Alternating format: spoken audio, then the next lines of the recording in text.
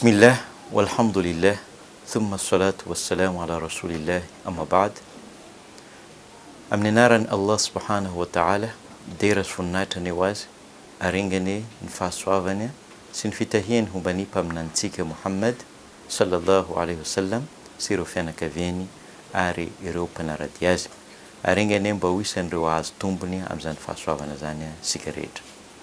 Mbola amin'ny volana Ramadan ihany sika izao ary efa mamparapara anazy noho izany mampirisika ny tsirairay mba hanao zay maximum zay farany zavatra vitany azony atao amin'ny fanompoana Allah subhanahu wa ta'ala mba azahoantsika fanavotana eto ambony tany sy any ankoatra. Raha iresaka an'izay fanompoana zay mihitsy itsika dia raisiko andraikitra ny anazava amin'ny feonantsika androany tia ny reo fepetra tsy maintsy fenoina raha ohatra hanompo ny Allah subhanahu wa ta'ala tsika. Misy fepetra anankiroa tsy maintsy jerevana. Ny voalohany amin'izany dia ny ikhlas na ny fanokana-po ho an'ny tompo Allah amin'ireo fanompoana rehetra zay ataontsika. Ho indrindra manko Allah subhanahu wa ta'ala amin'ny Qur'an manao hoe wa ma umiru illa liya'budu allaha mukhlisin lahu ddin. Izay midika hoe tsy ho nididina ireo zany hoe ny vahoaka silamo, ny vahoaka pino raha tsy hanompo ny tompo Allah amin'ny fotokana, zany hoe natokana irery ho an'ny Allah subhanahu wa ta'ala ny fanompoana izay ataontsika. Ary ny faharoa amin'izany ny atao hoe mutaba, izay adika hoe fanarahana ireo torolalana antsakany sy andavany na natanterahany mpaminany Muhammad sallallahu alaihi wasallam an'izany fanompoana zany.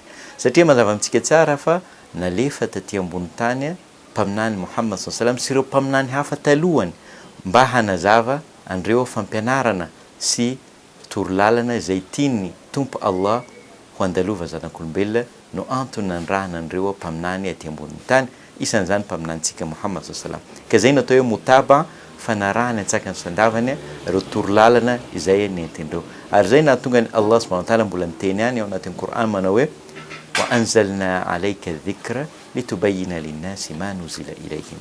Nampidinay aminao ny fampatsiarovana na ny Qur'an mba hanazavanao amin'ireo zanak'olombelona ireo zavatra nodidina ho andreo. Ka noho izany ry mpieno sy mpanaraka rehetra hajaina raha tiantsika ho raisy ny tompo Allah, ho raisy ny ilay nahary zao tontolo zao ny fanompoantsika dia tsy maintsy voalohany atokantsika ho azy aloha zay fanompoana zay, faharoa dia tsy maintsy manaraka torolalana nareo fombafomba nentin'ny mpaminany Muhammad sallallahu alaihi wasallam nanao an'izany fanompoana zany. Ny fanompoana tompoka tsy azo foronina, tsy azo eritreretina hoe so dia zao angamba nitadiavin'ny tompo ilay nahary dia zay nanaovantsika azy, tsy mety, fa tsy maintsy mipetraka ihany tsika amin'ny règle izay tadiavin'ny tompo nahary zao tontolo zao no tanterahintsika. Zay mahatonga ny manam-pahaizana amin'ny Islam ny teny ny fanompoana tsy azo atao mandraka hananantsika proof fa tokony atao ny fanompoana. Zany hoe fanohitra tsisy valaka amin'ny sakafo, ny sakafo kosa azotsika hohanina mandra-pahananantsika proof fa voarara ny fihinanana ny sakafo. Ka maniry ny tokony hanarantsika antsakany sy andavany an'izay torolalana zay mba hahatonga an'ireo fanompoana rehetra zay ataontsika ho ekeny tompo nahary an'izao tontolo zao. Indrindrandrindra moa amin'ny fotoanan'ny volana Ramadan tsika. Ny Ramadan dia araka ny fampianarana matetiky ampianarintsika eto dia isan'ireo fototra 5 iorenan'ny Islamo ny fifehezan-tena amin'ny volana Ramadan.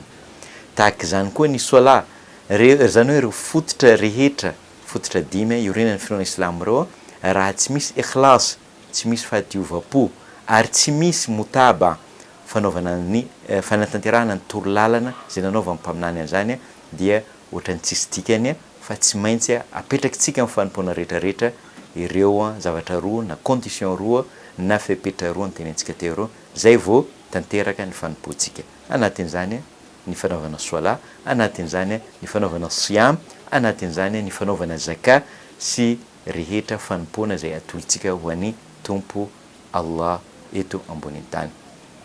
Amin'ny mpamaranana eto maniry tokoa raha maniry ny mba hanekeny Allah subhanahu wa ta'ala ireo fanimpona rehetra zay nataontsika nandritran'ity volana ramadan ity ary mba ahazoantsika tombony eto an-tany sy fahasoavana any ankoatra insha Allah. Assalamu alaikum wa rahmatullahi wa barakatuh.